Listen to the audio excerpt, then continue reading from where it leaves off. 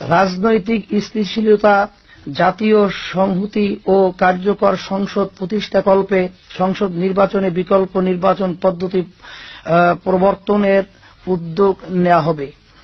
এ লক্ষ্যে আমাদের বিকল্প প্রস্তাবনা হল, জাতীয় নির্বাচন হবে দলভিত্তিক, ব্যক্তিভিত্তিক নয়। জাতীয় সংসদ নির্বাচনের পূর্বে নিবন্ধিত প্রত্যেক রাজনৈতিক দল ক্রমানুসারে সর্বোচ্চ ৩০০ প্রতিনিধির জীবন বৃত্তান্ত সহ নাম ঘোষণা করে দলীয় নীতি, আদর্শ ও কর্মসূচি প্রকাশ করবে। দলগুলো তাদের মোট প্রাপ্ত ভোটের আনুপাতিক হারে সংসদে আসন পাবে। সংসদে আসন প্রাপ্ত দলগুলো পূর্ব ঘোষিত ৩০০ জন প্রার্থীর মধ্যে থেকে ক্রমানুসারে সংসদ সদস্য হিসাবে মনোনীত করবে। পরবর্তীতে স্ব স্ব দলের প্রাপ্ত ভোটের আনুপাতিক হারে মন্ত্রণালয়ও পাবে।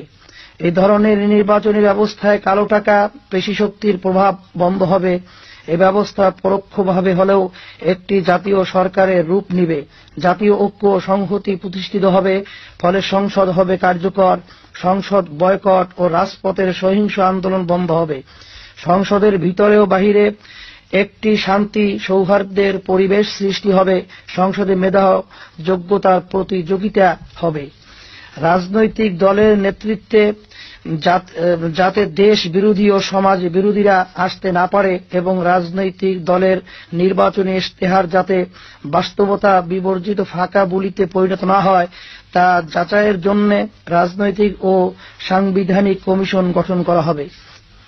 প্রিয় দেশবাসী, ইসলামী আন্দোলন বাংলাদেশ সন্ত্রাস ও দুর্নীতির মতো জাতীয় গজব থেকে দেশ ও দেশের জনগণকে বাঁচাতে শুধু দমন নয়, বরং সন্ত্রাস ও দুর্নীতি নির্মূলে কার্যকর ব্যবস্থা গ্রহণ করবে।